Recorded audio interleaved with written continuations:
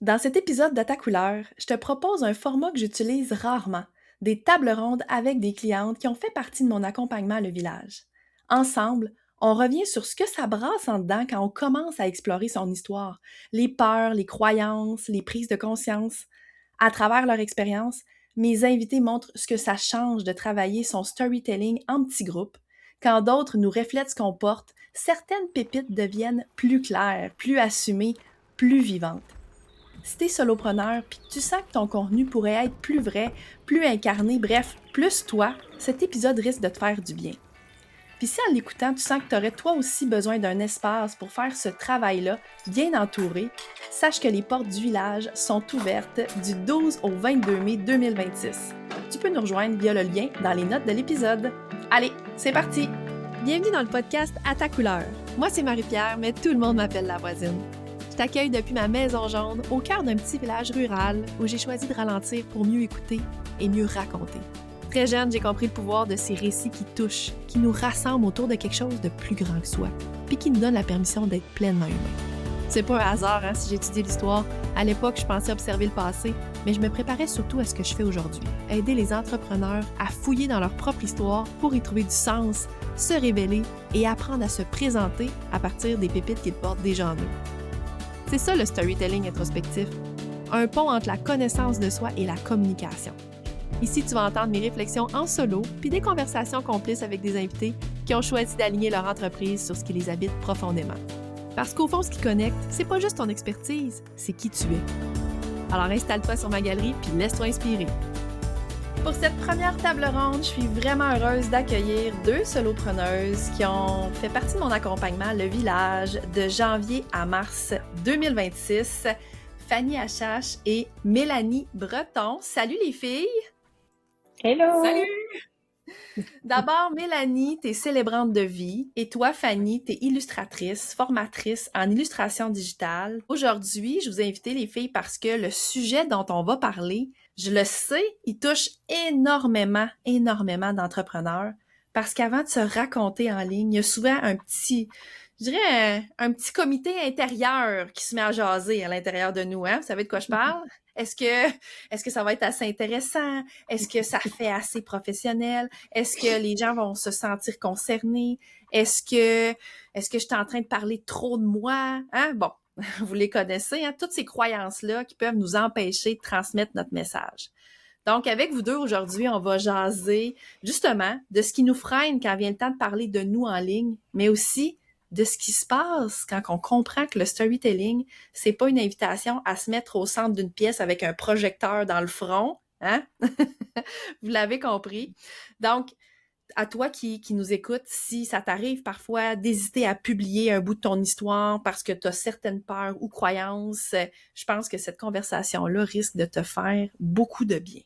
Donc, question numéro 1, qu'est-ce qui vous a longtemps retenu de parler de vous en ligne? Ben, moi, c'est une peur que j'ai toujours eue et qui est encore là, c'est la peur du jugement, de se faire juger par les autres qui nous regardent.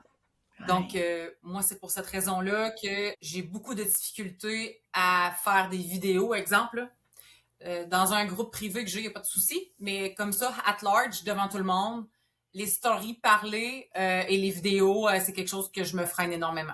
Parce que quand on allume la caméra, on peut se tromper des fois en parlant. Moi, c'est au niveau du vocabulaire. Des fois, je trouve que mon vocabulaire n'est pas assez recherché. Donc, à cause de ça, ben, c'est pour ça que je me mets pas de l'avant parce que je veux pas me faire dire que je suis pas assez qualifiée, que je suis pas assez bonne. Donc, qui je suis, moi, pour parler de ces sujets-là, c'est pour ça. Ah, fait que je dénote là, même un petit sentiment peut-être d'imposteur même derrière ça, Mélanie. Tu sais, quand tu dis « je suis qui, moi, Ouais. pour parler de ça? » Hein? Il y a ça aussi. Et puis t'es tellement pas la seule. C'est clair, il y a tellement... Je vois que Fanny est à côté, puis elle hoche la tête, là, aussi. Est-ce que c'est des craintes, toi aussi, Fanny, que t'as déjà eu ou que t'as encore? Alors, pour ce qui est de la peur du jugement, oui, un peu, mais j'ai décidé de passer outre. Parce que je suis trop vieille, je suis trop grosse, regarde, à un moment donné, là, tu te dis, bon, ben, c'est ça que je suis, et puis ben, faites avec, puis si ça vous plaît pas, regardez ailleurs. Mais moi, mon plus gros souci par rapport au storytelling, c'est que parfois j'ai du mal à faire la concordance entre ce que je fais et l'histoire que j'ai eue parce que je trouve que c'est pas pertinent de lier les deux. C'est une question, tu vois ce que je veux dire? C'est vraiment pourquoi je raconterais ma vie alors que je fais des formations en illustration? Je trouve que ça n'a pas tant de rapport. Puis après ça, puis évidemment, surtout après avoir travaillé avec toi, c'est sûr qu'il y a un moment donné où tu dis, bah si, tu peux tout ramener aussi à ton expérience personnelle. Et au contraire, je pense que c'est très, très nécessaire pour que les gens puissent s'identifier tout simplement à ce que tu fais. Mais pour la peur du jugement, je t'avoue, Mélanie, moi j'ai la même peur que toi.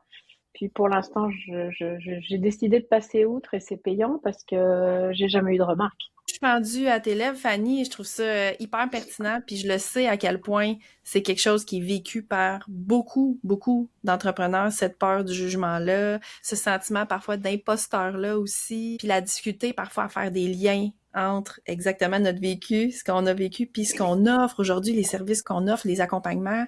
Puis tu sais, c'est intéressant de voir de quelle façon ça prend forme aussi dans votre contenu. Tu sais, qu'est-ce que vous racontez à vous-même? Qu'est-ce que ça fait concrètement dans vos contenus, ces peurs-là, tu sais? Ben, c'est ça, dans le fond, c'est que ça va être des publications écrites qui vont peut-être se perdre sur l'autoroute qui est déjà très congestionnée des réseaux sociaux. Mm-hmm. Donc, parce qu'on le sait, les gens accrochent beaucoup à notre vibe, à la personne qu'on est. Puis, tu sais, des fois, moi, perso, je trouve que ça se transpose, qui je suis ne se transpose pas assez dans mes publications. Donc, je le sais que c'est pas bon pour moi parce que si les gens connaîtraient ma vibe, ou celle que je suis dans mon énergie, on va dire, ben c'est sûr que ça l'attirerait beaucoup plus de gens vers moi que les publications écrites. Uh-huh. Mais souvent, on se le cachera pas, les vidéos, bon là, c'est-tu correct, c'est-tu belle, c'est-tu pas pire, c'est se mettre à nu aussi devant les gens, là, c'est de tomber vraiment dans notre réel, là. Donc des fois, je fais des belles stories où ce que je vais être, puis là, tu sais, pas longtemps après, je vais aller les effacer ou je vais les enlever parce que je suis comme... C'était une de mes questions, tu vois. Je me disais, est-ce que ça vous est déjà arrivé d'écrire un post ou une story, puis après ça, soit aller l'effacer ou soit juste ne jamais la publier par peur, parce que là, ouais, fait que là, toi, Mélanie, tu clairement oui. Après coup, aller les enlever. Ouais. Toi, Fanny? Non, moi non, tu vois, alors pour le coup, je me dis, une fois que c'est en ligne, tant pis pour moi, là, ça m'appartient plus. Puis, Okay. mais c'est ça. Puis moi, le truc que j'ai trouvé, le truc qui me freine, moi, parce que moi, j'aime beaucoup faire des vidéos. Ce qui me retient, justement, c'est ça. En fait, tu sais, je veux parler d'un sujet, puis là, je m'en mêle les pinceaux moi-même dans mon sujet. Puis là, je dis, ben non, je peux pas parler de ça, mais ça, c'est trop compliqué. Puis là, je le dis mal. Puis là, ben, je recule sans arrêt. Puis c'est comme ça que je perds de ma régularité toutes les semaines, parce que je recule sans arrêt devant le moment où il va falloir que je m'y colle. Et puis là, des fois, je me dis, oh, le sujet est pas assez clair dans ma tête. Enfin bon, ça, c'est mon frein, quoi. C'est vraiment ça. La clarté du message. Ouais. À passer, si c'est pas, ouais. je veux dire, 100% clair pour nous d'abord, le défi est grand de le rendre clair quand vient le temps de le transmettre. Même si c'est clair, des fois, c'est de le transmettre, justement. Est-ce que je vais être assez claire dans ma transmission? Au final, quand je regarde mes vidéos, au bout d'un moment, je me dis, bon, bah, finalement, oui, c'est clair ce que je viens de dire, parce que je trouve ça pertinent. Mais oui, la question tout le temps, mais est-ce que je vais avoir les bons mots? Est-ce qu'ils vont comprendre? Est-ce que c'est pas trop compliqué? Enfin, c'est vraiment... hyper intéressant. Je peux rester 3 jours sur un script comme ça, quoi. Puis tu sais, les filles, je vous écoute, là, puis moi, je vais vous faire une confidence, là. À chaque fin d'enregistrement d'un épisode de podcast, je me dis, comme j'ai l'impression que ma performance était médiocre. Je termine toujours avec ce sentiment-là. Puis à chaque fois, je me dis, ben non, arrête, pourquoi... Tu sais, puis là, j'essaie de me ramener, de me raisonner. Je laisse ça décanter, je dors là-dessus. Quand vient le temps de faire le montage de l'épisode, je me réécoute, bien sûr, parce que je repasse l'épisode en entier dans mes oreilles. Puis à chaque fois, ça me fait toujours le même effet. Je me dis, ben non! J'étais donc bien bonne! Fait que des fois, sur le coup, là, pour dire que même moi, sur le coup, je trouve que c'était moyen. Il me semble que je me suis enfargée dans mes mots. Il me semble que je me suis emmêlée les pinceaux puis que je suis partie, j'ai dérapé sur un autre sujet. J'ai cette impression-là comme dans le moment. Puis finalement, quand je me réécoute, je me dis, ben non, c'était très pertinent, tu sais, là où t'es allé.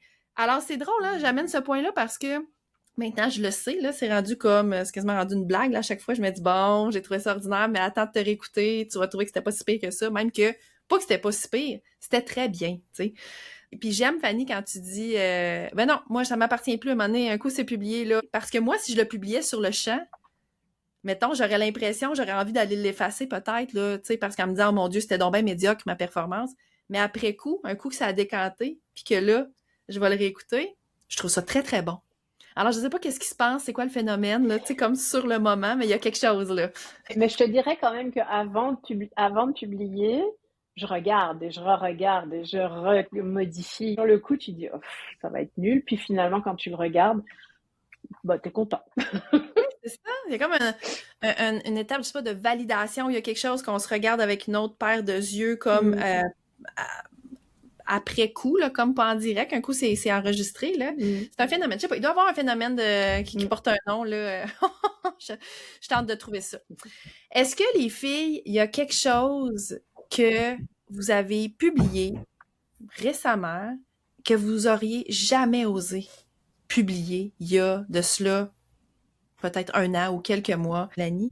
Et c'est tellement une bonne question. C'est vraiment une bonne question que tu poses là. J'essaie d'y penser. On dirait ce qui monte en moi, c'est quand je parle de celle que j'étais avant. Parce que je suis vraiment pas la même personne dans les 10 dernières années, autant physiquement que mentalement. Donc, quand je me mets à soit publier des photos de mon passé ou ça, des fois, je suis comme, OK, non, fonce, on y va parce que c'est là que ça inspire vraiment beaucoup les gens parce qu'ils voient le travail que j'ai fait, ils voient le parcours que j'ai eu.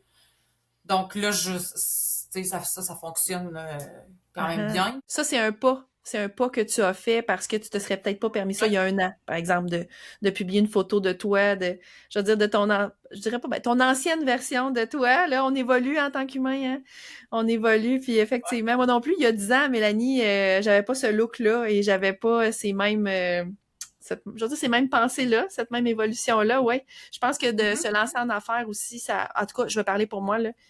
Développement personnel, vitesse, grand V. On dirait que ça atteint des sommets. Je pense qu'il y a aussi le côté vulnérable. J'ai une amie, moi, on parle souvent de ce côté-là, que je ne suis pas capable de montrer aux gens mon côté vulnérable. Donc, je pense que dans la dernière année, il y a peut-être ça là, que j'ai pu mettre un petit peu plus de l'avant, peut-être parmi certaines publications. Ouais, il y aura peut-être ça. Ah, intéressant. Oui, parce que la vulnérabilité, quand on ose ouvrir la porte à cette vulnérabilité-là, ben ça nous expose davantage et cette peur du jugement-là est encore plus grande souvent. Ça vient ensemble.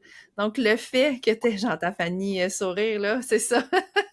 Effectivement, donc c'est comme se mettre davantage à nu, hein? Fait que c'est un très beau pas que tu as fait, Mélanie. Puis souvent, quand on ouvre la porte à la vulnérabilité, vous le savez, là, vous l'avez sûrement constaté, ben ça ouvre la porte aussi à d'autres. C'est comme si ça donnait la permission à d'autres de l'être à leur tour aussi. Ce serait peut-être pas permis, mais puisque tu en parles, puisque tu ouvres la porte, ben je vais rentrer parce que moi aussi, ça je l'ai déjà vécu, ou moi aussi ça m'a traversé l'esprit. Puis pour toi, Fanny? J'ai commencé ça un peu, disons, il y a peut-être 18 mois, enfin bon, ça fait vraiment pas très très longtemps, où je me mets devant la caméra, où je parle. Avant, si tu regardes mes publications, on voit mes mains, on voit mes dessins, mais moi, on me voit quasiment pas. Puis c'est parce que je suis pas capable de me regarder, là. C'est que je dis non, c'est pas vrai que je vais m'imposer ça. Puis finalement, petit à petit, j'ai commencé à le faire. Puis maintenant, je m'en fous, on dirait. C'est en fait la force de l'habitude, hein. Tu finis par t'habituer. Puis au début, tu as une peur bleue, puis t'es pas naturel. Puis en fait, de plus en plus, j'essaye de retrouver le vrai moi, là, mon naturel vraiment. Moi, je suis plutôt une personne qui est assez drôle. J'ai pas de filtre vraiment quand je parle. Je parle pas bien. Des fois, je dis des gros mots et tout. Puis je me permets ça maintenant beaucoup plus, mais ça n'a pas été si long que ça. Tu sais, j'ai une dizaine de vidéos maintenant sur YouTube. Hein, là, je suis en train de préparer la 11e. Puis on dirait que je me regarde plus en fait. Donc c'est vraiment la force de l'habitude. Mais oui, il y a encore quelques temps, tu m'aurais pas vu Ou alors je me serais coupée, genre comme ça, pour qu'on en voit le moins possible. Puis tu sais, j'ai les cheveux très blancs. C'est parfois compliqué tout ça. Ça c'est... On adore ça. Bienvenue dans le club des... On a des chevelures Vous avez encore un argentées. petit peu... Ouais, nous, on est argent. Toi, Ouais. Fanny, t'es rendue blanche, mais d'un blanc, là, incroyable. Moi, en fait, j'aspire à ton blanc. Pour être totalement honnête, j'aspire à Moi arriver là. aussi. Ah oui, oui. Ah oui, c'est ça, on va y arriver, nous autres aussi. En tout cas, Patientez les filles, ça s'en vient. oui. Écoute, chaque chose en son temps, mais bref, tout ça pour dire que si tu nous écoutes juste à l'audio, sache que tu peux nous écouter sur YouTube aussi et nous voir la chevelure argentée et blanche, les trois. C'est vrai, on est le trio, j'ai même pas pensé. C'est tellement rendu naturel pour moi Ouais. que je pense même plus, c'est ça, de voir ça, de remarquer ça, ça fait partie du décor, tu sais. Mais c'est intéressant, ce que tu dis, Fanny, par rapport à tes cheveux aussi, tu sais, parce que être pleinement authentique, ça fait partie aussi d'accepter justement d'être différente. Ça peut passer par les cheveux aussi. Moi, ça a été un premier passage visible, tu sais, de cette authenticité-là, là, qui était accueillie, puis de plus en plus embrassée. Je trouve ça intéressant, Fanny, quand tu dis hey, là, mon Dieu, en 18 mois, il y a quand même une belle évolution, puis maintenant, je viens plus à m'en foutre. C'est comme si le naturel a gagné, a gagné. Je fais quand même attention, là. Je fais quand même un peu attention. Je me maquille, je me coiffe, je mets des bijoux, je fais attention à comment je suis habillée. Mais fondamentalement, regarde, c'est ça qui est ça. Je suis moi, puis faites avec. Pour Mm. terminer, à quel moment vous avez commencé à comprendre que le fait de se mettre davantage de l'avant, de raconter davantage son histoire, peu importe quel format, à quel moment vous avez commencé à comprendre que ça peut servir à autre chose que de parler de soi? Moi, je m'en ai rendu compte quand j'ai eu des messages plus en privé de gens qui vont s'ouvrir sur le sujet. Moi, ça a permis à des gens de donner un déclic qui avaient besoin dans leur vie pour passer à une autre étape. Mm-hmm. Donc, en abordant des sujets que j'ai parlé de moi ou de ma vie, c'est vraiment donner un déclic à l'autre personne pour l'inspirer à passer à une autre étape. Mm. Ah oui, comme si tu ouvrais le chemin vers une possible transformation de ces personnes-là qui étaient dans un chemin semblable ou même chemin que toi. C'est là que tu as eu ce déclic-là de dire, hey, attends un peu, là, quand j'ouvre cette porte-là, quand j'accepte cette vulnérabilité-là, ben, ça semble servir à d'autres. J'aurais toute une histoire à te raconter, là, mais ça c'est vraiment venu me rentrer dedans, là, tu sais, que tu dis, OK, là, je devrais-tu aborder ce sujet-là? Puis là, je suis comme, OK, on va l'aborder. J'ouvre la porte, j'ouvre cet espace-là, je raconte ce que j'ai vécu. Et là, que chaque personne me dise, mon Dieu, moi aussi, j'ai vécu ça, moi aussi, j'ai vécu ça. Puis on parle pas de quelque chose de joyeux. Fait que je pense que ça a comme apporté une certaine libération aux personnes qui étaient présentes, là. Comme une libération collective, comme cette permission-là. Ah, c'est beau, ça. Puis ça, Mélanie, tu dirais-tu que ça te motive à le refaire? Oui. Oui, hein, c'est motivant. C'est sûr, peut-être pas sur les réseaux sociaux nécessairement, mais c'est quelque chose que j'aimerais faire dans mon village, là, d'avoir un espace pour pouvoir parler de des sujets qui sont plus controversés ou des sujets qui sont plus tabous. Mm-hmm. Ouais. Ouais, parce que clairement, ben, t'es pas la seule à avoir vécu ça. T'en as eu la preuve même. Chez toi, Fanny? Ouais. Ben, écoute, moi, je vais juste rebondir sur ce que dit Mélanie, parce que elle est dans un domaine qui est qui est vraiment du domaine de l'intime, puis des choses de la vie qu'on doit vivre, et puis on passe tous par là. Donc, c'est vrai que c'est très, très important, je trouve, de pouvoir, justement, l'effet miroir, de pouvoir se reconnaître. Moi, c'est beaucoup plus technique. Parce que tu sais, je fais de l'illustration, oui, ça peut être de l'art-thérapie, mais je suis pas du tout art-thérapeute. Mais en revanche, on le sait tous, hein, depuis l'année dernière, l'intelligence artificielle a pris énormément de place. Ça nous a fait très très peur à nous artistes, ça nous fait toujours très très peur. Et en fait, là où je me suis rendu compte que l'authenticité et le storytelling pouvaient faire une énorme différence, c'est justement par rapport à l'intelligence artificielle, parce que maintenant, ce qui nous distingue, nous artistes, de ce qui arrive en pré-mâché, préfabriqué, là, c'est l'humain. Et ça, vraiment, c'est quelque chose sur lequel moi, j'ai décidé de mettre l'emphase absolument, parce que sinon, je peux pas lutter. Je veux dire, ce que je fais peut être fait par une intelligence artificielle en claquant des doigts, là, puis j'en vois plein des gens qui font ça. ça me désespère, mais je me dis, bah, tant pis, je les laisse avec leurs trucs impersonnels. Moi, ce que j'ai à offrir, c'est mon vécu, c'est moi, c'est l'humain, c'est le soutien, c'est l'accompagnement. Ça, l'intelligence artificielle peut pas le faire. Absolument. J'ai envie de dire alléluia à ça parce que 100% d'accord avec toi. Puis je le dis depuis longtemps, puis je le répète encore parce que c'est important. Ton histoire, il n'y a pas aucune intelligence artificielle qui peut l'inventer. Oui, tu peux avoir son soutien pour rédiger du contenu qui raconte ton histoire, mais si tu es le seul et la seule gardienne de ton histoire, ce vécu-là, c'est du contenu pleinement humain avec une grande authenticité. Et pour moi, tout comme pour vous autres, j'en suis sûre, les filles, il y a du contenu qui se démarque du contenu générique que l'intelligence artificielle sort à la pelletée, là. Puis les filles, dernière question qui monte avant de terminer, avant de clore. Qu'est-ce que vous auriez envie de dire à d'autres entrepreneurs qui se freinent à raconter leur histoire, à se mettre de l'avant de façon parfois vulnérable, pas nécessairement toujours, mais d'ouvrir ces portes-là? Qu'est-ce que vous auriez envie de leur dire pour les aider à faire le prochain pas? Ben moi je pense que c'est de faire ce pas-là pour parce que dans le fond, on a tous une clientèle qui est appropriée pour nous. Donc si on plaît pas à quelqu'un, on va plaire à quelqu'un d'autre. Si on s'empêche de se mettre de l'avant sur les réseaux sociaux, on empêche ces gens-là de nous rencontrer, de nous connaître, de nous découvrir. Puis c'est peut-être des gens qui ont besoin de nous. Donc non, on peut pas plaire à tout le monde. Ça c'est sûr. Moi, j'aime pas tout le monde. C'est pas tout le monde qui va m'aimer non plus. Mais si on se freine, ben, on freine notre propulsion, on freine les rencontres, on freine les opportunités.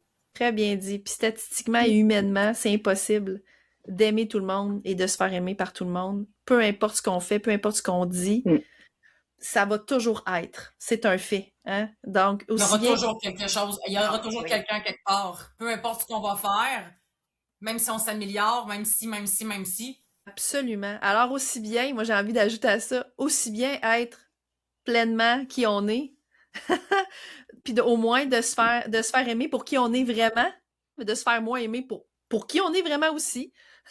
Moi, je le vois comme ça. C'est des sages paroles, Mélanie. Puis toi, Fanny, qu'est-ce que tu as envie de leur dire? Ben, moi, je dirais tout simple, parce que moi, je sais que j'ai eu beaucoup, beaucoup de mal à faire le lien entre mon histoire et ce que j'offre. C'est que être authentique, ça veut pas dire se répandre. Ça veut pas dire raconter des choses ultra intimes dont on pourra avoir honte ou qu'on a envie de garder pour soi. Ça veut pas dire tout dire. Ça veut juste dire montrer qui on est et authentiquement qui on est. 100%. 100%. C'est ça. Oui, tout à fait. Très bonne nuance ici, Fanny. Tout à fait que je partage. Être authentique, ça veut pas dire tout raconter son jardin secret. Absolument, absolument. Tout à fait. Merci les filles pour cette belle jase. Si vous avez envie de connecter avec Fanny, HH, Mélanie Breton, vos coordonnées seront dans les notes de l'épisode, donc ce sera facile pour les auditeurs. Merci l'opportunité. Merci beaucoup. Ben, merci de nous avoir reçus. Pour cette deuxième table ronde, on reste dans le même grand sujet, se raconter en ligne, mais on avance d'un pas. Dans la première discussion avec Fanny puis Mélanie, on a parlé de tout ce qui peut nous retenir avant de nous raconter en ligne, les peurs, les croyances, le syndrome d'imposteur. Ici, j'ai envie qu'on parle de ce qui peut arriver même quand on publie déjà, parce qu'on peut être présente en ligne, on peut créer du contenu, on peut expliquer ce qu'on fait, on peut même avoir l'impression de bien communiquer tout en sentant que quelque chose manque encore. Pour en jaser, j'accueille Elisabeth Fauché, consultante d'affaires et formatrice. On va commencer par faire un petit retour dans le temps, si tu veux bien. J'aimerais ça qu'on ouvre un peu les archives, qu'on retourne en arrière, avec bienveillance, bien évidemment, pour voir ce qui était déjà présent dans ta communication, puis ce qui avait peut-être pas encore trouvé sa place. Donc, si tu devais résumer là, tes anciens contenus en quelques mots, tu dirais quoi? J'ai toujours été à l'instinct, là. C'est rare que je pense vraiment beaucoup avant d'écrire.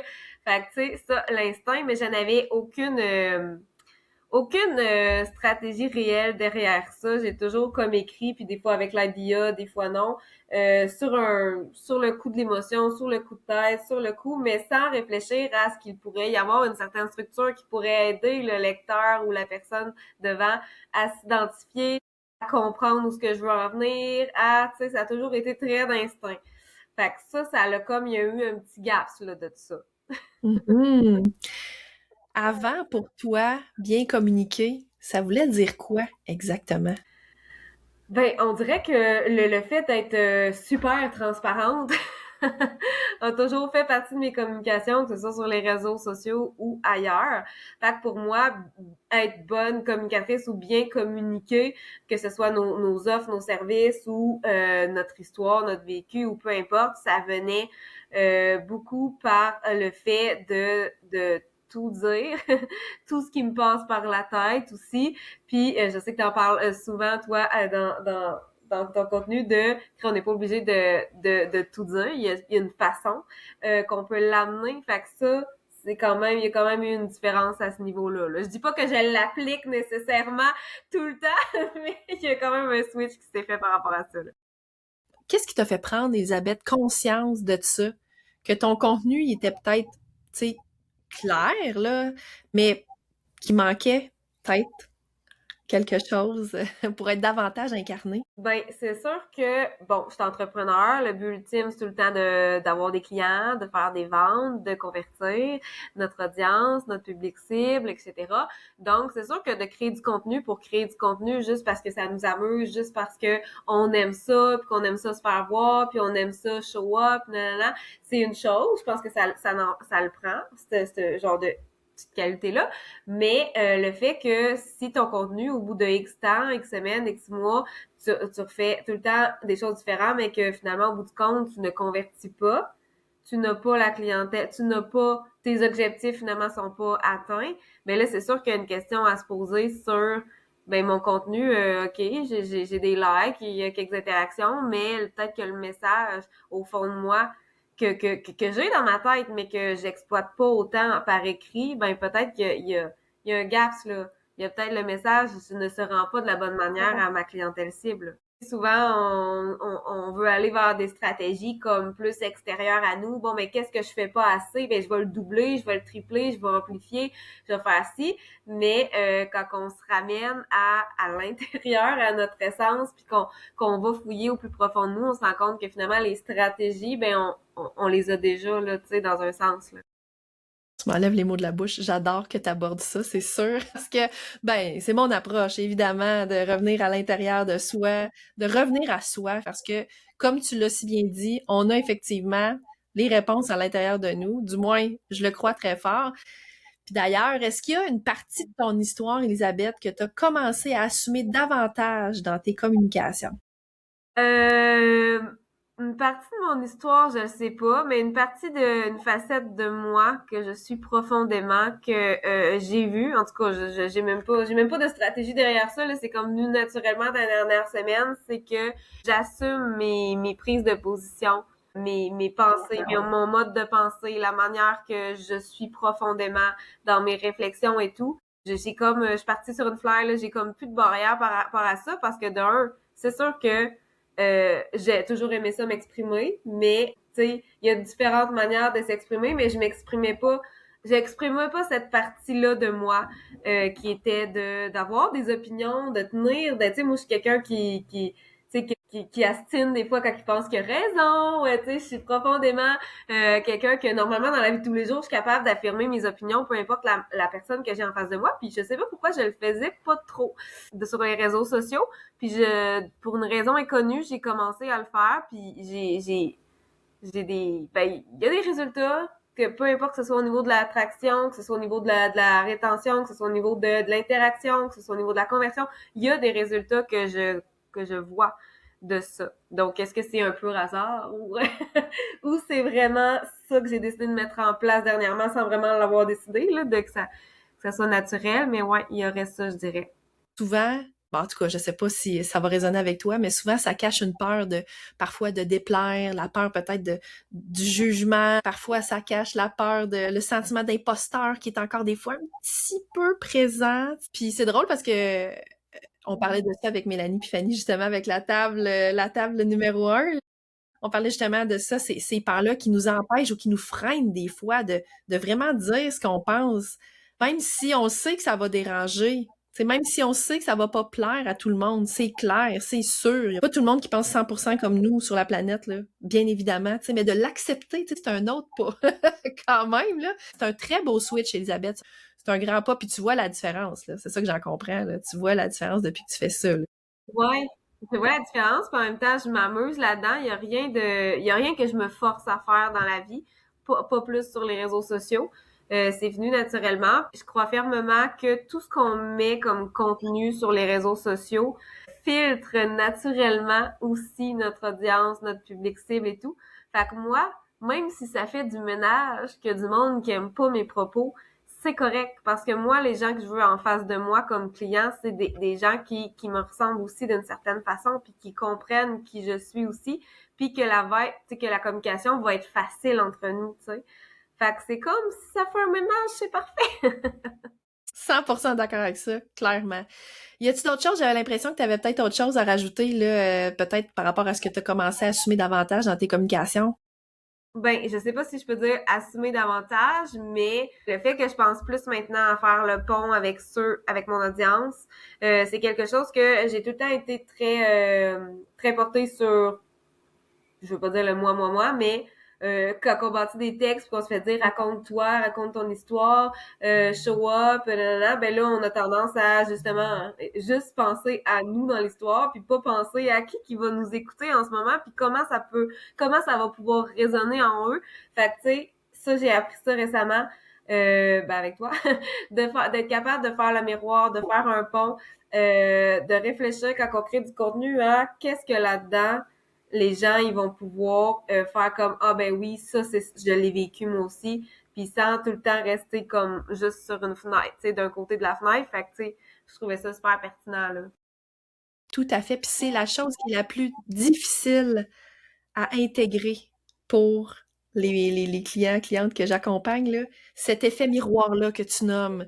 Ce switch-là qui doit se faire pour plein de raisons. Puis d'ailleurs, c'est le sujet de l'épisode d'il y a 2 semaines. Donc, si jamais ça t'intéresse d'approfondir ce sujet-là, l'effet miroir, faire le pont avec notre audience, pas juste créer du contenu sur moi, je me moi, là. Effectivement, c'est... Ouais. Puis quand on fait ce switch-là, moi, je le vois, là, chez les personnes que j'accompagne, il y a comme un déclic qui se passe, puis il y a comme quelque chose qui...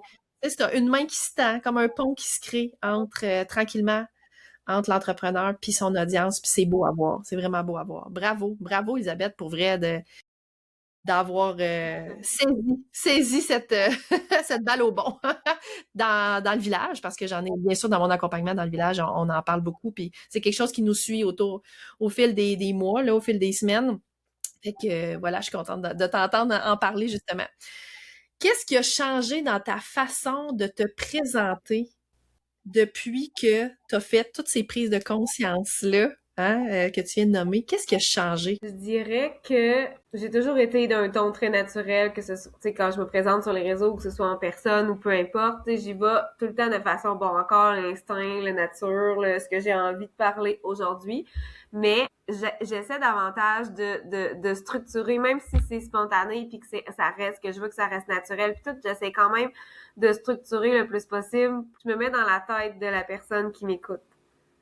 Maintenant, j'ai ce réflexe-là, de me mettre comme, OK, de regarder un peu c'est qui le genre de personnes j'ai avant de moi, puis qu'est-ce qui pourrait les concerner dans ce que je vais dire, tu sais. Puis vu que j'y vais de façon spontanée avec les personnes, avec la vibe que je sens, ben là, je me pose la question comme, qu'est-ce qu'ils ont envie d'entendre? Ben, pas qu'ils ont envie d'entendre, mais qu'est-ce qu'il y aurait besoin d'entendre en ce moment de... Ça va dire de la façon que je vais décider de me présenter à ce moment-là. Fait que moi, avant, ce mindset-là de dire comme, qu'est-ce que eux ils ont besoin d'entendre, je l'avais pas. Je faisais juste me présenter comme j'avais envie de me présenter. Mais là, j'ai quand même un souci de l'autre personne en avant de moi pour que, oui, ça soit clair, que le message passe, mais que que la relation, si c'est un lien comme direct à l'entrée quand on se présente, c'est difficile à expliquer, mais de vraiment de pouvoir se mettre à la place de l'autre, ouais.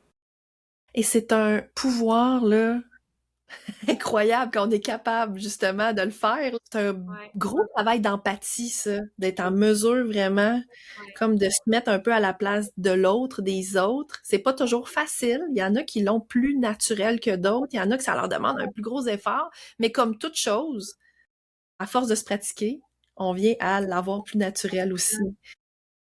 Qu'est-ce que ça change? As-tu vu des changements, des transformations, justement, depuis que tu fais ça? Ben, tu sais, comme tout récemment, j'avais à me présenter, j'ai un tout nouveau site web. Fait que là, j'avais la réflexion de comment que je vais me présenter sur un site web. Les gens, ils ne vont pas me voir en live. Là, je peux mettre une petite vidéo, oui, mais pour créer le contenu, pour me présenter, ça a été une grosse réflexion de qu'est-ce que j'ai envie que les gens sachent de moi, mais qu'est-ce qui est utile aussi, qui montre mon expertise, qui montre ma vibe, ma personnalité, mon expérience. Tu sais, il y a beaucoup de choses qu'on peut mettre dans nos présentations, mais qu'est-ce qu'on va aller garder qui va être des petites pépites puis qui va avoir comme une suite, ben pas une suite logique, mais quelque chose de OK, wow, tu sais, qu'on a déjà, même si on lit un texte qu'on n'a même pas de photo puis d'image, qu'on est capable de se représenter aussi, puis que ça reste dans ma voix. Tu sais, que quand on lit quelque chose, on a l'impression d'entendre vraiment la personne, mais c'est ça que je veux aussi quand j'écris quelque chose, qui a l'impression comme si on parlait en face, qui entendent comme ma voix puis mes intonations.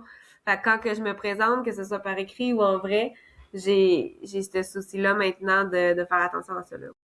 Merci, Elisabeth, pour ton temps. Merci beaucoup. Je t'invite maintenant à continuer cette écoute vers la table numéro 3. On se retrouve là. Pour cette troisième et dernière table ronde, on poursuit naturellement le fil de la discussion précédente. Dans la table 2, on a parlé du passage d'un message générique à une parole plus incarnée. Et là, j'ai envie d'aller un cran plus loin parce que quand on commence à mieux comprendre son histoire, ça transforme pas juste la façon d'écrire ou la façon qu'on a de se présenter aux autres. Ça peut aussi venir toucher notre manière d'entreprendre, nos choix, nos limites, notre façon d'assumer notre différence, puis de sentir ce qui est vraiment aligné pour nous. Pour en jaser, je reçois 3 invités. Jessica Leb, stratège podcast, Véronique alias la graphiste fleurie et Émilie Ciarlot, alliée des artisanes et entrepreneurs sensibles. Salut les filles! Salut! Salut! Merci d'être avec moi pour cette troisième table, pour clore cet épisode rempli de riches discussions. Avec vous, j'ai envie de voir comment les pépites qu'on découvre dans notre histoire peuvent devenir des repères beaucoup plus concrets pour entreprendre avec plus de cohérence. Puis, en guise de première question, on y va dans le bain, drette là. Qu'est-ce que le storytelling vous a fait voir autrement sur vous comme entrepreneur? Pour moi, là, j'ai réalisé qu'on n'a pas besoin d'être quoi que ce soit d'autre que soi-même quand on crée notre contenu, quand on parle à notre audience. Pour moi, j'ai vraiment vu ça. Puis même, je te dirais que je trouve ça plus facile de créer du contenu quand on est 100% soi-même, puis qu'on cherche pas à convaincre, qu'on cherche pas à... Tu sais, on fait juste être. Je trouve ça vraiment... En tout cas, je sais pas pour les filles, mais je trouve vraiment que cette façon-là de parler... Tu sais, des fois, ça fait peur aux gens parce que c'est une certaine vulnérabilité, je pense, mais ça simplifie beaucoup. J'aime beaucoup plus faire mon contenu maintenant parce que je cherche pas à essayer de prouver quoi que ce soit, j'ai juste à être 100% moi. Est-ce que c'est un switch qui s'est passé pour toi, Émilie? Sans m'en rendre compte, j'utilisais déjà beaucoup le storytelling, mais ça m'a fait réaliser qu'on a, tu sais, des fois on le fait puis on se dit, faut-tu que je fasse autre chose, faut-tu que je vende plus, faut-tu que je convainque, que je... Tu sais, non, je pense que ça m'a juste permis de, OK, tu peux juste faire ça, puis le reste va suivre. Fait que je te dirais que c'est comme plus une permission que je suis allée chercher. Parce que je savais que j'utilisais déjà le storytelling, mais le fait de voir que, OK, ben toi aussi, puis les filles, puis de voir l'effet que ça a, c'est comme, OK, j'étais à la bonne place, go. Fait que c'est ça, je pense, pour moi, ça m'a validé. C'était le fun. Ouais. Véro, toi, je sens que tu as quelque chose à ajouter à ça. Vraiment, moi, je suis tout à fait d'accord. Puis je pourrais même rajouter que moi, ce que j'avais peur, c'est que j'avais pas d'histoire qui était extraordinaire à raconter. Puis au final, ben mes histoires qui étaient pour moi euh, ordinaires, ben finalement étaient extraordinaires dans la façon de l'apporter parce que ça touchait plus de gens qu'une histoire qui était pas vécue par d'autres au final. Là, tu sais. Fait que, moi, c'est ça vraiment qui m'a validée aussi, dans le sens où mes histoires ordinaires étaient au final extraordinaires pour le storytelling. Ça t'a permis de le voir comme ça, toi, de revoir ton histoire avec peut-être comme des nouvelles lunettes. C'est une des choses que j'entends le plus. Puis toi, Jess? Que j'ai fait avec toi en storytelling, puis ça a été clairement notre affinité dans la vie aussi, Marie-Pierre, là, de parler de storytelling à chaque fois qu'on se voit et quand même à distance. Donc pour moi, quand tu m'as parlé du thème de la table ronde, là, de changer notre façon d'entreprendre aussi, parce qu'on parle beaucoup de publier sur les réseaux sociaux, mais c'est aussi la façon de prendre ses décisions. Mes valeurs sont tellement claires et ancrées avec la fameuse carte au trésor qu'on travaille avec toi. C'est comme une référence pour moi et ça fait déjà 2 ans qu'on a commencé le travail ensemble.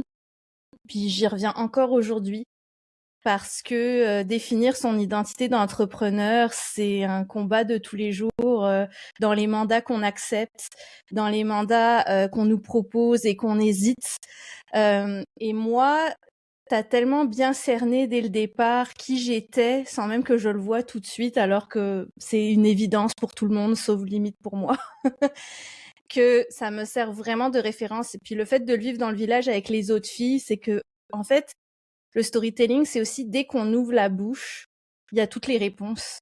Puis Véro, je trouve que c'est un bon exemple. Je sais pas si t'en parleras aujourd'hui, mais il y a un élément de ton histoire que dès que t'en as parlé, que tu disais que t'hésitais à en parler, tout le monde t'a dit bah Véro, bien sûr qu'il faut en parler, c'est ce qui te différencie. Donc, tu as aussi toute la validation de tout le monde qui arrive et tu te dis, ah, mais pourquoi il y a juste pas moi qui... Enfin, pourquoi moi, je le vois pas, tout ça, alors que dès que j'ouvre la bouche, c'est une évidence. Donc ça, j'aime beaucoup. Tu sais, on parle du storytelling pour nous-mêmes, mais aussi quand on le confronte aux autres, et c'est ce qui a été le cas dans le village, de dire, ok, je peux même pas mentir, je peux même pas faire semblant, ça transparaît beaucoup trop de moi pour que je l'occulte. Wow. Très bien dit. Oui, puis effectivement, tu sais, des fois, on est tellement collé au projet, le projet étant notre propre vie, et c'est nous qui la vivons, qui l'habitons. Des fois, on s'entend pas nécessairement, tu sais. Puis ben, c'est ça la force d'un petit groupe, c'est de pouvoir le prendre au passage, puis le refléter surtout. C'est ça, à chacune d'entre vous. Ça, c'est un beau reflet que le village a eu. À quel moment, les filles, vous avez réalisé que le storytelling, ça changeait pas juste, justement, comme tu l'as dit, Jessica, vos contenus, mais aussi votre façon de vous comprendre comme entrepreneur? C'est très drôle parce que Jess, elle vient d'en parler. Donc, moi, c'était vraiment le fait d'avoir subi de l'intimidation au secondaire et puis j'osais pas en parler, mais pourtant, c'est un gros enjeu, pas simplement pour moi. Puis, ça définissait aussi tout ce que j'étais en tant que personne, en tant qu'entrepreneur, ça définissait mes actions. Donc, c'était un no-brainer pour moi d'être dans cette table ronde-là, juste par rapport à ça. Moi, c'est ça qui m'a, j'en ai des frissons. Ça m'a apporté ça. Et les filles du village me l'ont confirmé aussi, puis avec nos discussions, que ça m'a vraiment beaucoup apporté là, à ce niveau-là. Ce qui est très drôle, je sais pas si tu as déjà fait le lien, Véro, mais c'est que ton combat, c'est que les gens soient visibles en s'assumant, en justement montrant leur personnalité. Puis le fait que nous, on ait accès à ton histoire, quand tu nous as parlé d'intimidation, puis ça a coulé de source, ah, mais c'est pour ça que tu fais ça! Tu sais, c'est comme si ça donnait une raison de pourquoi tu le fais. Puis moi, personnellement, c'est ce qui m'intéresse profondément dans l'histoire des gens, c'est, ok, pourquoi t'es graphiste, Véro? Pourquoi c'est ça le métier qui te fait vibrer? Puis avec cette histoire-là, c'est comme tout coulait de source, tout devenait évident, puis ça nous a aidé à mieux te cerner et aussi à te différencier, parce qu'on s'entend des graphistes, il y en a plein. On a l'embarras du choix. Donc, bravo pour ça. On avait tout relié les fils. Tu sais, le lien semblait direct, fort et évident. Tu sais, des fois, ça nous saute aux yeux. Oui, Émilie. Donc, je voulais juste dire aussi que le fait qu'on l'écrive, Moi, c'est ça, je pense, c'est le fait que plus on en parle dans le groupe, dans le village, plus on parle avec les autres, plus on l'écrit dans notre contenu, plus on vous le présente, nos idées, on finit aussi par être ancré puis bien le croire. Tu sais, de faire comme, ben là, je vais me respecter, j'ai vécu ça, c'est non, c'est assez. Puis je trouve que, puis tu sais, on le dit, hein, d'écrire quelque chose, c'est pas juste comme le lire, c'est pas juste comme le penser. Tu viens vraiment utiliser un autre sens, puis ça l'ancre encore plus. Mais le fait d'en parler constamment, ça nous permet aussi de solidifier nos valeurs puis les assumer. Moi, en tout cas, c'est ce que j'ai vraiment trouvé. C'est ce qui fait qu'après, tu le vis dans ton entreprise au quotidien. Parce que tu fais, ben là, je suis comme ça, ma valeur que j'ai partagée est valide, j'ai une raison de le faire, go, on fonce, tu sais. Fait que je trouve ça le fun, ça bâtit notre confiance aussi. Vraiment beaucoup. Toi, Jessica, c'est quelque chose qui t'a permis de mieux te comprendre comme entrepreneur? Ben écoute, j'ai envie de dire que ça a été pendant tout le processus, mais particulièrement maintenant. Je suis dans un pivot d'identité. Ouais, je suis dans un pivot d'identité, puis c'est drôle qu'on se parle aujourd'hui parce qu'hier, j'ai eu une conversation avec une entrepreneure très forte, puis ça me ramène à mon storytelling. Tout est juste logique. Après, c'est est-ce que j'ose aller à 100% dans cette identité-là ou est-ce que je me cache encore? Je vais en parler. De quoi exactement? Mais je suis stratège podcast. Moi, j'accompagne les entreprises, je les coach pour faire des meilleurs podcasts, pour être plus visibles, etc. Puis, ben, moi, mon podcast, il n'existe pas encore.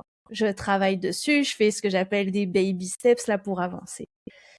Mais ce qui ressurgissait hier dans notre conversation, c'est pendant combien de temps je vais continuer de faire des baby steps dans mon propre projet alors que c'est peut-être ça qui va m'amener le plus de monde dans mon univers parce que j'aurai moi-même un podcast.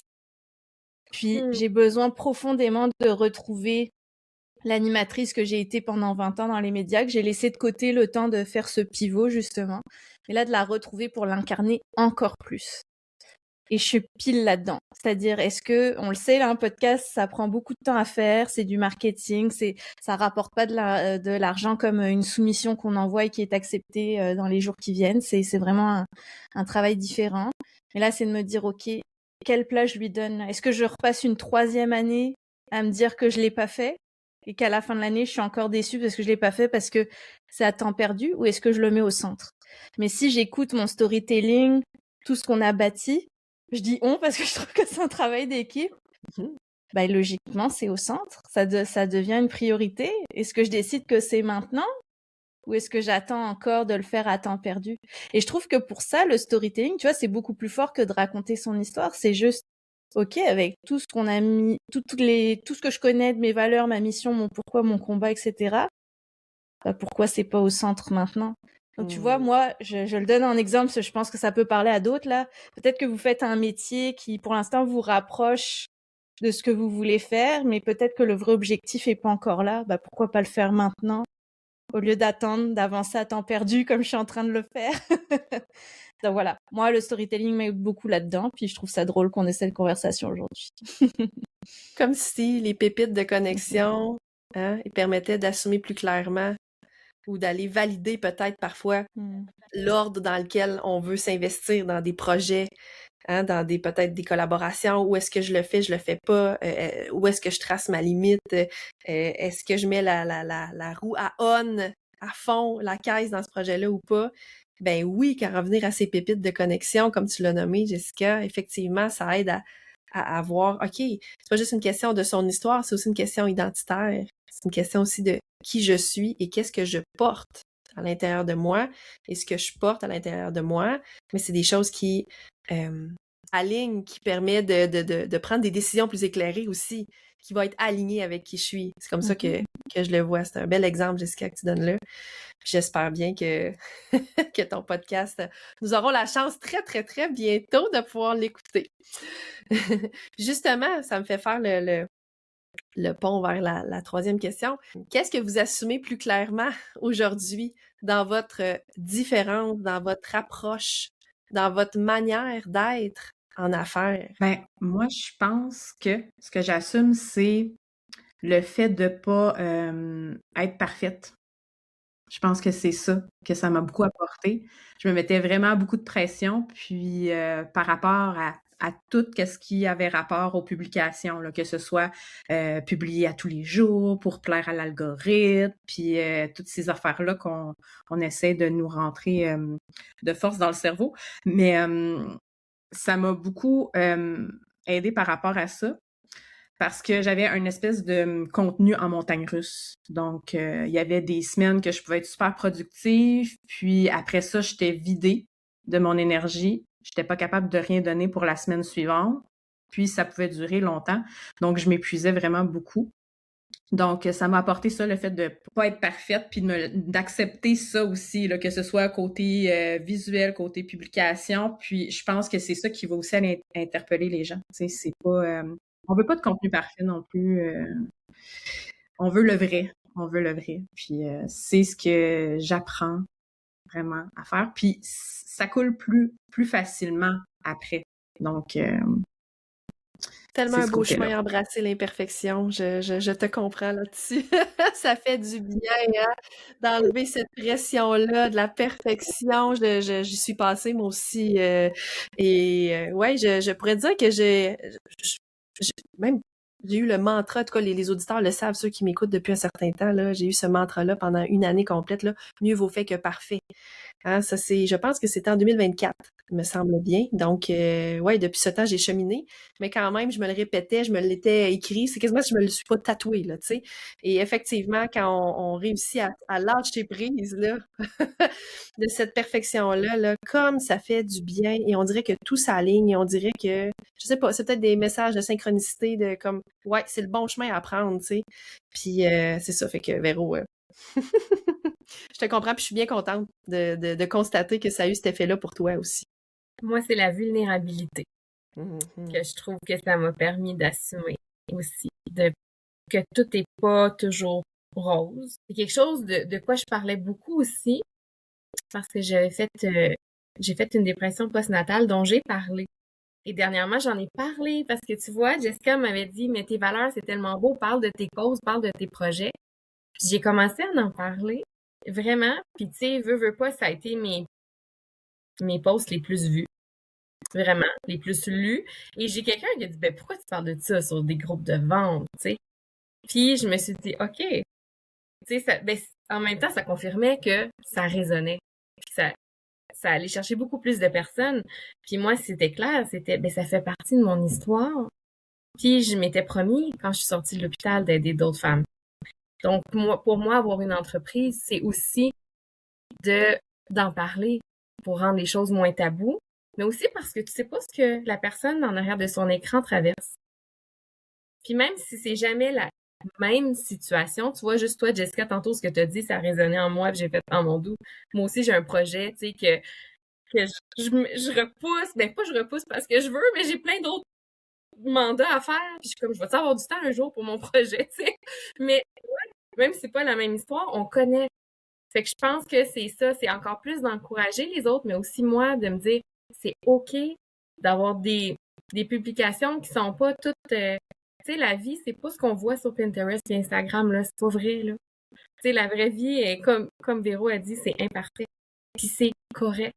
Puis je pense que c'est même que je vais en faire ma bio, probablement que c'est la vulnérabilité est une des meilleures armes, en fait, pour te démarquer. Parce que elle t'appartient à toi, c'est ta sensibilité, c'est ta vulnérabilité. Puis j'ai une amie qui a dit même, elle m'a dit, t'es sûre que tu devrais dire entrepreneur sensible. Puis tu vois, il y a 2-3 ans, j'aurais sûrement dit, ah ouais, ça serait pas mieux qu'ils ont une belle sensibilité. Puis j'ai fait, tu sais quoi, non. On est sensible, puis c'est parfait. Et d'arrêter de le voir comme un défaut. Excuse-moi, mais c'est ça aussi, là. Ouais. C'est ça que je lui dis. Mais en même temps, je la comprends parce que avant d'être rendue là dans mon cheminement, j'aurais pensé la même chose. Puis là, je lui ai dit, tu sais, j'ai dit non, je pense qu'au contraire, ça fait... Les femmes, souvent, on a ce pouvoir-là de parler, de créer avec sensibilité. Et c'est ce qui fait quelqu'un... Tu sais, le contraire, c'est insensible. Veux-tu être insensible? Pas du tout. Donc, c'est une qualité d'être sensible, tu sais. pourquoi on voit ça comme quelqu'un d'hystérique qui broyarde, puis c'est pas ça, là, tu sais. Puis c'est OK d'avoir des émotions, puis les humains, on a des émotions, fait que tu vas beaucoup mieux connecter. Puis en tout cas, quand je lui ai écrit, tu sais, j'ai vraiment tout dit mon ressenti, puis j'ai dit, on devrait jamais avoir à s'excuser d'être sensible. Moi, je dis qu'au contraire, c'est ce qui fait comme le plus beau des travails de graphiste pour Véro, puis la meilleure stratège pour Jess, c'est notre sensibilité. On projette ça, on veut que tout soit parfait pour notre cliente, on comprend notre sensibilité, fait qu'on comprend aussi ses attentes, ses besoins et tout ça. Puis en tout cas, quand je lui ai dit, elle dit, ben là, faut que tu fasses un post avec ça. Ça m'a vraiment confirmé que, hey, puis les plus belles échanges qu'on a eus en groupe dans le village, c'est quand la sensibilité montait. Peu importe. Mais tu vois la passion, comment t'en parles, Émilie. Juste ça, je me dis, ben, c'est tellement incarné, on ne peut pas ne pas te suivre là-dedans. Puis là, on t'écoute. Mais c'est ça, mais là, on t'écoute, ça fait quand même plus d'une minute que t'en parles. Puis je dis, mais oui. Tu sais, puis c'est ça qui est beau dans le storytelling, c'est que nos messages deviennent tous des combats au final. On a un combat principal, mais c'est ça. Mais voilà, ça, c'est la preuve de tout ce qu'on dit là. Mais tu vois, c'est ça, ça m'a permis ça parce que tous les échanges étaient très touchantes. Puis c'est là qu'on se reconnaissait le plus dans chacune des participantes, tu sais. Beaucoup de richesse dans ce que tu dis, Émilie, puis j'ai le goût de rebondir sur une chose. Quand tu as dit, tu sais, on n'a pas vécu les mêmes histoires nécessairement, on n'a pas tous la même histoire, évidemment, hein, notre histoire est unique, mais à travers tout ça, on peut se reconnaître tout de même dans les histoires des autres, puis ce qui permet de le faire, c'est l'émotion qui est ressentie, qui est vécue derrière. T'as pas le même projet que Jessica, c'est pas un projet de podcast pour toi, c'est d'autres choses, mais tu es capable de t'identifier à ce qu'elle vit, à ce qu'elle ressent, de sentir qu'elle met peut-être pas la priorité sur ce projet-là, puis cette espèce de peut-être procrastination-là, puis là, de te dire, ah ouais, moi aussi, mon projet, j'aimerais ça qu'il avance plus vite. Donc, même si c'est pas la même histoire, même si c'est pas le même projet, il y a des sentiments, des émotions qui se vivent, que tu peux comprendre, puis que là, tu sais, auquel tu peux t'identifier. C'est ça, une des plus grandes puissances, je trouve, du storytelling. Puis pour le fait que tu es nommé sensible dans ton titre, entrepreneur sensible, ben c'est peut-être venu confronter aussi des gens qui se le permettent peut-être pas, eux, aussi. Parfois, moi, je me pose toujours cette question-là, quand ça vient confronter les gens, qu'est-ce que ça dit sur eux, beaucoup plus que sur toi? Donc, ouais, c'est ça qui est intéressant là-dedans. Fait que je suis contente que tu apportes ça aussi, parce que, ben, d'un certain sens, c'est venu peut-être la toucher, cette personne-là. Puis, dernière chose, parce que tu as dit plein de choses intéressantes, il faut absolument que je relève ça. Tu as dit, quand j'ai parlé de ça, il y a quelqu'un qui est venu me dire, hey, mais pourquoi tu parles de ça, tu sais, dans des groupes de vente, hein? Ben, en fait, c'est intéressant parce que quand on se met à raconter notre histoire, ben, ça vient faire un tri naturel aussi sur qui va connecter davantage avec nous ou pas, et c'est correct. Et c'est ce qu'on veut. On veut attirer à soi c'est ça qu'on veut. les gens dans notre univers, dans notre écosystème, avec qui on va partager, on va échanger, on va discuter, qui fit avec notre énergie et avec ce qu'on a à offrir aussi. Pour moi, tout ce que tu as dit, c'est tous des pouvoirs qu'apporte le storytelling quand on est capable de l'incarner. Puis ben, je pense que c'est mission accomplie pour toi, Émilie. Jessica, de ton côté, est-ce qu'il y avait quelque chose que tu assumes plus clairement aujourd'hui dans ton approche ou peut-être dans ta manière d'être en affaires depuis cette découverte de storytelling-là qui date quand même là, de quelques années pour toi? Oui. Mais je pense que je continue encore sur l'identité, mais là, ça va être de l'incarner pleinement. C'est-à-dire que, j'allais dire, moi, la vendeuse l'incarne très bien. Dans le sens, moi, j'ai fait des masterclass régulières dans les derniers mois, puis la masterclass, qui est comme un webinaire, hein, on va dire les mots-clés tout de suite, on est là pour raconter, pour enseigner quelque chose, puis à la fin, on vend une offre. Puis ma masterclass est bâtie, elle est très storytellée dans le processus, je raconte mes valeurs, ma mission, mon combat, donc tout ça va très bien. En fait, je me suis dit, c'est drôle, parce que finalement, si les gens viennent pas à ma masterclass, ils n'ont pas accès à ça de moi. Puis moi, la création de contenu est très énergivore, là. M'asseoir pour publier sur les réseaux sociaux, j'ai essayé de déléguer, c'est difficile parce que quand j'écris un message, moi, ça sort de mes tripes, là. Je veux pas faire des petites publications légères, je peux faire une petite story avec un cocktail, ça, y a pas de problème, mais je veux dire, par rapport à ce que j'ai à communiquer sur ce que je fais, c'est trop profond pour que ça prenne 2 minutes, là. Puis peut-être qu'il faut que je me déprogramme par rapport à ça. Et c'est là que le podcast, pour moi, est le meilleur médium, parce que j'ai le temps de plus raconter les choses. Puis pour moi, entre guillemets, ça va plus vite faire un podcast que limite faire ma création de contenu sur un mois, tu sais. Donc, d'aller embrasser cette identité, mais de la sortir de la masterclass pour qu'elle soit donc dans le podcast. Puis je te parle vraiment au moment où on se parle, dans le sens que on se serait parlé il y a 2 jours, je t'aurais peut-être pas dit ça. Mais là, ça y est, je me dis, embrasse ça à 200%. Quand tu vas, en fait, dans le podcast, ça va être tellement incarné que t'auras pas d'effort à faire. Le projet existe dans ma tête, là. C'est juste là de le concrétiser. Aussi, ce que j'aimerais dire, c'est que dans mon branding, ça va parler à Véro, mais c'est vrai, tous les choix sont évidents. Je voulais intégrer le vintage parce que j'adore ça, mais comment intégrer le vintage dans un média qui est très moderne, le podcast? Je veux dire, dans les années 50, le podcast n'existait pas. Comment je m'amuse avec ça, d'intégrer du collage dans mes visuels qui peuvent faire plus vintage justement, mais quoique le collage a un côté vintage, mais de le rendre moderne aussi. Tu sais, donc ça va même dans des choix comme ça, esthétiques, de type de photo, de mon univers visuel. Donc ouais, c'est pour ça que moi je reviens encore à l'identité, parce que je pense que c'est ce qui me touche le plus en ce moment, puis que c'est dans ce pivot-là que je suis. Et je sais que ça aussi, les gens remarquent mon univers grâce à tout ça. Donc moi, quand les gens disent j'adore ton univers, c'est très toi. Ça, c'est le meilleur compliment qu'on peut te faire, c'est très toi. Moi, je dis merci, alors que je sais pas s'il faut dire merci à ça. Mais ça veut dire que t'es reconnaissable, même visuellement. Donc moi, ça me touche beaucoup. Dans ton authenticité aussi, parce que si les gens se disent c'est très toi, ça veut dire qu'ils te reconnaissent facilement comme oui, t'as mis le doigt vraiment sur l'image qu'on a de toi aussi de notre côté. Tu sais, des fois, on a une image de nous-mêmes versus celle que les autres à l'extérieur de nous ont. Des fois, il y a comme une dissonance. Mais de se faire dire ça, je le vois comme un compliment en tout cas. Donc, je dirais merci. Je pense que tu fais bien de dire merci. Ça veut dire que tu es vraiment allé aligner ça en pleine authenticité sur ce que tu dégages puis ce que tu vois de toi aussi. C'est ouais, c'est pour certains, c'est le travail d'une vie. Et pour terminer, les filles, si un entrepreneur pense que le storytelling, ça sert juste à écrire des meilleurs posts ou du meilleur contenu, qu'est-ce que vous auriez envie de lui dire après votre propre cheminement? Dans le fond, moi, en tant que graphiste, quand j'ai une rencontre, je dis souvent, on va créer un filtre visuel ensemble. Donc, ça va vraiment filtrer les clients que tu veux pas versus ceux que tu veux. Et puis moi, je pense que le storytelling, c'est un filtre au niveau encore même plus profond. C'est-à-dire que le visuel, on le voit, tu sais, c'est au premier niveau, mais accompagné de ce storytelling-là, c'est un filtre au niveau des valeurs, au niveau de ce que les gens portent, au niveau de ce qu'ils peuvent apporter aussi, puis du fit aussi.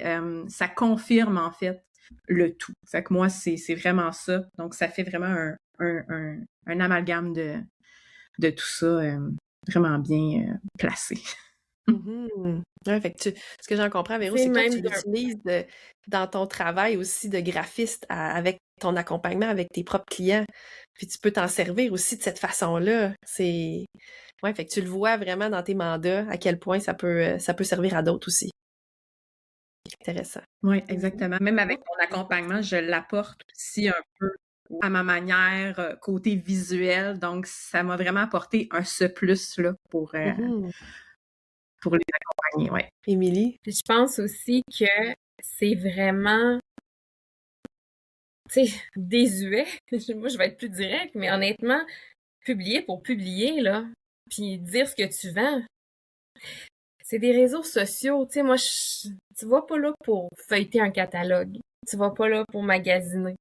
Puis je sais que c'est difficile parce que on est habitué longtemps que ça fonctionnait.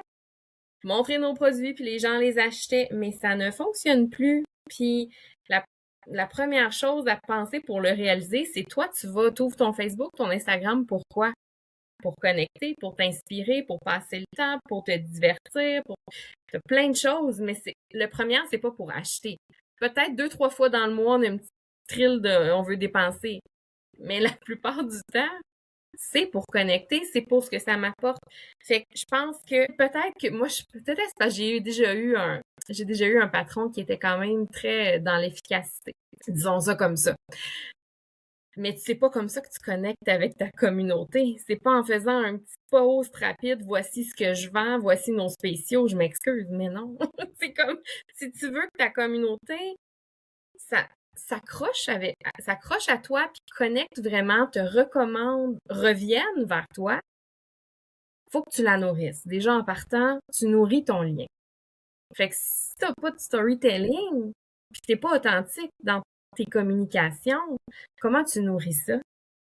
On est à 1 heure où est-ce que ça me semble, pour faire du pouce sur ce que tu dis, essentiel aujourd'hui. C'est nécessaire d'un point de vue même, c'est ça je veux dire, d'un point de vue marketing, tu dois utiliser storytelling. Malheureusement, tu sais, t'aimes peut-être pas ça. Je dis malheureusement, moi je suis contente parce que je trouve ça vraiment plus facile. Mais c'est ça, tu sais, c'est fini là le petit pamphlet du Canadian Tire que tu reçois puis que tu feuilles, tu sais, tu peux plus juste faire ça, montrer tes produits puis tes services. C'est pas ça qu'on veut sur un réseau social. Puis encore plus avec l'intelligence artificielle, comment je me démarque? Et c'est là que l'imperfection, c'est là que le storytelling fait la différence entre toi et un robot. Exactement, C'est tout ça. à fait. Merci. Toi, Jessica, qu'est-ce que tu aurais envie de leur dire, les entrepreneurs qui pensent que c'est juste pour écrire des meilleurs posts? J'ai aimé que Véro dise que quelque part ça l'aide avec ses propres clients, parce que moi c'est exactement la même chose. Maintenant, il y a toujours eu, mais davantage aujourd'hui, surtout pour les gens qui veulent lancer un podcast, mais même je te dirais pour ceux qui en ont déjà un, je reviens sur leur histoire. Parce que, tu l'as largement dit, Émilie, c'est ce qui fait qu'on se démarque par rapport à quelqu'un qui fait la même chose ou qui est dans un univers connexe. Puis aussi, c'est quoi raconter qui est intéressant. Et pourquoi, ça m'a fait beaucoup rire, Émilie, ton anecdote sur la personne qui t'a dit pourquoi tu racontes c'était quoi, ta dépression postnatale, c'est ça, sur un groupe de vente.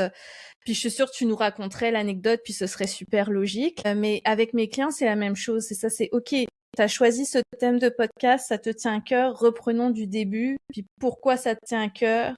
Qu'est-ce que tu as à raconter? Puis quels éléments de ton histoire peuvent venir soutenir ton podcast aussi?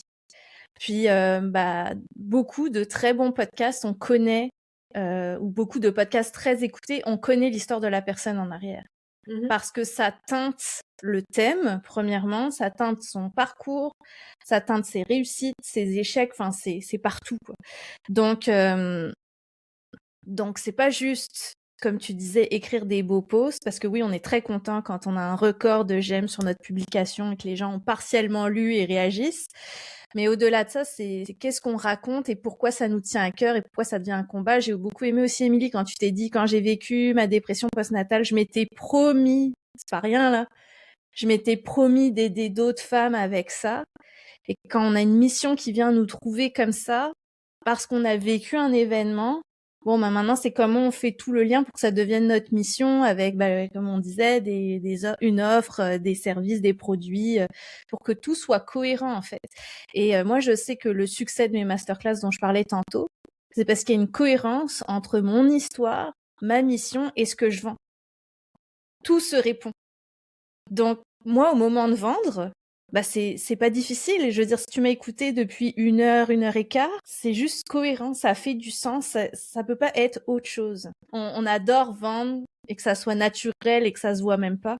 Et je trouve que c'est ça ce que ça permet, le storytelling aussi, c'est que quand vous vendez, ça se voit même plus. Parce qu'en fait, vous faites juste raconter ce que vous êtes. Je dis pas raconter sa vie, mais vous l'incarnez profondément. Donc, ça devient encore plus simple et moi, j'aime cette fluidité. J'ai envie de dire, j'adore tout. Qu'est-ce que vous avez dit? J'adore tout, du début à la fin. J'adore ça. T'es fière de nous? Je suis fière de vous, mais c'est magnifique. J'aurais pas pu orchestrer ça mieux que ça. Merci vraiment beaucoup pour votre générosité, votre temps, les filles. Merci beaucoup d'avoir embarqué dans cette belle aventure bêta qu'a été le village de janvier à mars 2026. Et j'en profite en même temps pour dire que à toi qui nous écoutes, si tu as connecté avec Véro, Jessica ou Émilie ou Mélanie, Fanny ou Elisabeth dans les tables 1 et 2, je vais mettre les liens vers toutes les canaux de communication de chacune des filles et vous pourrez rentrer en communication avec elles si ça vous dit d'aller voir leur univers incarné. Donc, merci beaucoup les filles pour votre présence. J'espère que cet épisode t'a permis de voir le storytelling autrement. Pas juste comme une façon d'écrire des meilleurs contenus, mais aussi comme un chemin pour mieux te comprendre, mieux assumer ta voix et créer plus de résonance avec les bonnes personnes. Parce qu'au fond, se raconter, c'est pas juste parler de soi. C'est apprendre à choisir ce qu'on veut partager, pourquoi on le partage, puis surtout, comment ça peut créer un pont avec l'autre. Si tu sens que tu aimerais mieux comprendre ce qui te distingue, trouver les pépites de ton histoire, puis apprendre à les transformer en contenu qui crée de la connexion, tout ça en petits groupes, avec mon regard et mon accompagnement pendant l'été, les portes du village sont ouvertes du 12 au 22 mai 2026 et le lien pour nous rejoindre est directement dans les notes de l'épisode. Merci d'avoir été là. On se dit dans 2 semaines pour un épisode solo. Salut! Merci d'avoir été là. C'est toujours un privilège de te savoir quelque part assis avec moi sur ma galerie. J'espère que ça t'a donné envie de t'arrêter un instant, juste assez pour te recentrer, te déposer, puis peut-être découvrir une pépite de connexion que tu n'avais pas encore vue en toi. Si le cœur t'en dit, abonne-toi, puis prends un instant pour laisser 5 étoiles ou un petit mot. C'est tellement la meilleure façon de faire découvrir le podcast à d'autres entrepreneurs. C'est comme une chaise de plus qui s'ajoute sur ma galerie. Plus on est nombreux à s'y asseoir, plus les conversations voyagent loin. Puis si quelque chose t'a touché aujourd'hui, partage-le en story puis tag-moi, la voisine pro. J'adore te lire puis repartager tes réflexions. À bientôt pour un autre épisode à ta couleur.